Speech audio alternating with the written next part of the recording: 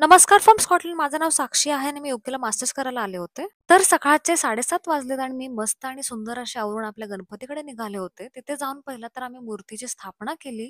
छान अशी तेवढीच देखणी रांगोळी काढली, दुर्वा वगैरे ठेवल्या आणि मग दिवसाची पहिली आरती मस्त थाटामाटात करून घेतली. आणि असं तर माझ्या घरी आम्ही गणपती आणायच्या आधीच नैवेद्याची थाळी तयार करून ठेवतो. पण ह्या वर्षी थोडं चेंज, ते पण मी स्कॉटलंडमध्ये आहे म्हणून.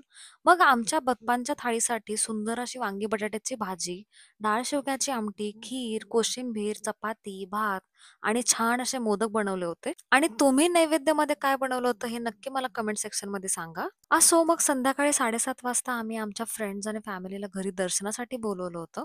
इतके सारे लोकं एकत्र बघून मला एकदमच असं वाटलं, की मी अब्रॉड कंट्रीमध्ये नाहीच आहे. ॲटमॉस्फिअर फुल म्हणजे एकदम इंडियासारखं वाटत होतं. आणि त्या क्राउडमुळे खरंच होमसिक वाटायचं फिलिंग कमी झालं. मग आम्ही सगळे मिळून मस्त अशी आरती केली. हा अनुभव खूप सुंदर होता. म्हणजे अब्रॉडमध्ये असून सुद्धा गणपती सेलिब्रेट करणं खूप स्पेशल वाटलं.